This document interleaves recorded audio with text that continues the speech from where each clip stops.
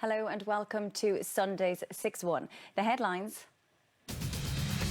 Micheál Martin removes two Fianna Fáil TDs from his front bench over absent vote controversy. I don't think it's acceptable. I think I agree with the Ceann Comhairle that the integrity of the voting situation in Dáil Éireann is of the utmost importance.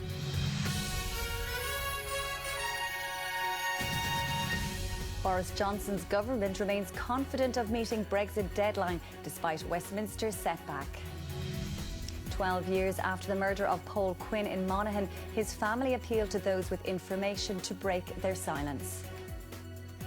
And in Sunday evening sports news, brave blossoms wilt, Japan's World Cup fairy tale ends, South Africa advance, and Liverpool and Manchester United are battling it out at Old Trafford.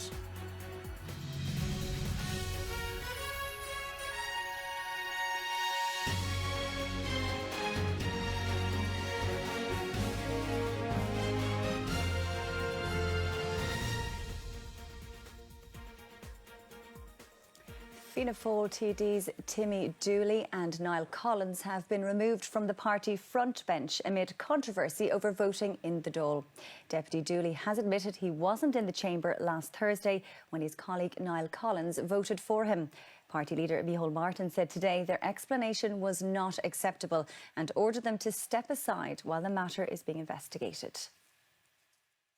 A brief exchange, a gesture and an exit from the Dáil chamber.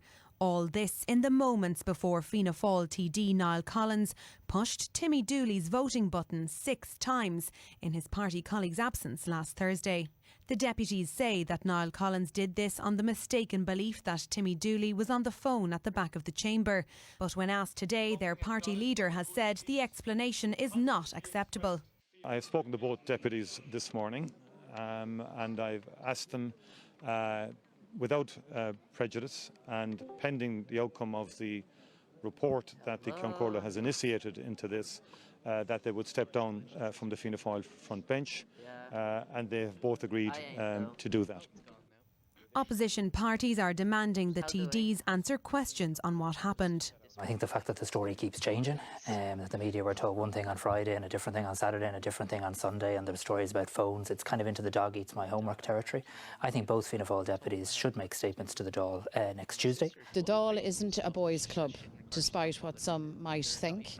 It's the place where legislation is made, where laws are made, and the idea that somebody can be outside of the chamber and have somebody else cast their vote is absolutely outrageous. The Ceann Comhairle has already ordered a report on the conduct of Dáil votes, saying the integrity of the system is of the utmost importance. When contacted by RTE News today, neither Timmy Dooley nor Niall Collins made any further comment, but their party leader Micheál Martin said that both TDs have assured him they will cooperate fully with the Ceann Comhairle in relation to this incident. Laura Hogan, RTE News at Leinster House. British Prime Minister Boris Johnson has the numbers to pass his Brexit deal through Parliament this month, according to senior government ministers. Foreign Secretary Dominic Raab said he was confident the UK would leave the European Union on October 31st. Here, the Taoiseach said there can be no further concessions from the EU to get the deal across the line in Westminster. More high drama is likely to dominate business in the House of Commons this week.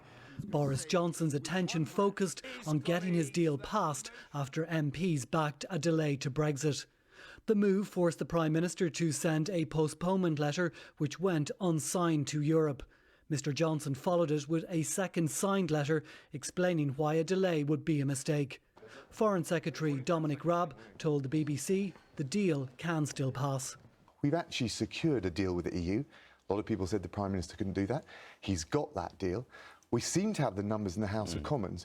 Why hasn't Parliament pushed this through? That's what we're going to do next week. Labour says whatever deal gets through, it should be subject to a second referendum. Whatever the outcome, whether it's Boris Johnson's bad deal or a better one, which could be secured, it's got to go to a referendum up against Remain.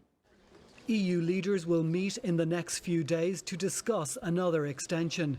Ahead of those consultations, Taoiseach Leo Varadkar told RTE News there will be no further concessions to get the deal over the line. We've negotiated 2 deals with the UK government at this stage, both of them supported by 28 governments. There isn't going to be any further changes, and I think the UK government acknowledges that. Brexit continues to dominate the headlines, but the British public appear to have little appetite for the never-ending saga. It seems like another bit of chaos for Britain. What is going on? All kinds of different parties wanting all kinds of different things. I really can't cope with it anymore. I'm burying my head in the sand and just, like a lot of people, I just want it over. If we remain, we remain. If we leave, we leave. With the final vote expected to be on a knife edge, the government is cautiously optimistic that Brexit will still happen by October 31st. Dimitri joins us now from London, and our political correspondent Paul Cunningham is at government buildings. Dimitri, to you first. We heard there in your report that the British government is confident this Brexit bill will pass, despite the setback at the weekend. What can we expect to see happen at Westminster tomorrow? Well, there's likely to be a meaningful vote that the government will put to the House of Commons. That is likely to be blocked by the House Speaker, John Bercow. What will happen then is that the government will come back on Tuesday with the relevant legislation for the withdrawal agreement bill that it hopes will muster enough support from MPs to reach the magic 320 MPs that is needed to get it over the line. And this is because, as you heard Dominic Raab there, the Foreign Secretary, indicated they believe they put together a fragile cross-party platform of MPs that will now support the legislation, the withdrawal agreement, the deal that Boris Johnson negotiated with the EU last week. And that's because some of the MPs that supported the Letwin amendment yesterday that forced Boris Johnson to write that letter, although not signed, to Europe requesting a delay, they have now come back on board and supporting the government. And that is certainly good news for them. But if they do have that support, it's still likely to be on a knife edge. Some analysts saying it will be exactly on the nose, the 320 votes. Some saying they could get 5 extra, 325. But either way, there's still likely to be lots of high drama here during the week as these votes come and go in Parliament. And Paul, for the government here, it's a waiting game essentially as we watch how the Brexit saga rolls out in Westminster. But nevertheless, the voices have been heard and they've been very clear about what can and can't be done with this deal. Yeah, you're right, Karen. The diplomatic ball is firmly in the UK court, but it didn't preclude the Taoiseach from giving some observations today. The first one, in which he was most clear about, was that there would be no renegotiation of this deal to take account of DUP concerns. He said a deal is done and that's it. So that effectively takes the DUP offside. Despite that, the Taoiseach went on to say that in his view it was more likely than unlikely that the deal would pass. And he based that on the observation that some Conservative MPs who backed the amendment which delayed the meaningful vote would actually back Boris Johnson's plan once a no-deal Brexit was off the table, once that legislation had gone through. The third point he made was one of caution when it came to that issue of extension. He said to secure an extension, all 26 EU leaders are going to have to agree to it. And he observed that they're going to require more information. He said it would be very, very helpful for the UK to be able to explain what they want that extension for. Is it to conclude renegotiation or is it for some other matter? Now, we know that Boris Johnson doesn't want to go beyond October 31st. We know he found it very difficult to send in that letter seeking an extension. So to begin to explain himself is just yet another headache for the British Prime Minister. Paul at Government Buildings and Dimitri at Westminster, thank you for those updates. Gardaí investigating the murder of Paul Quinn in County Monaghan 12 years ago believe there are people with information who were afraid to come forward at the time because those responsible had a vice-like grip of fear on the community. Detectives are now re-examining the case following over 100 recommendations by the Garda Cold Case Unit. Paul Quinn was beaten to death near Castle Blaney on October 20th, 2007.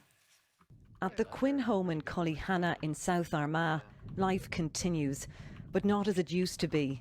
It's now 12 years since Paul Quinn was brutally murdered. We were just in the door and the nun came out and she says the doctors were doing their best, you know. And then the doctor came out and he shook our hands. Okay. Who walked in front of me? He says they left nothing to fix. Every bone in his body was broken. The side of his ear was off. It's believed Paul Quinn was ambushed, beaten and killed. because he was involved in a row with the son of a senior member of the IRA.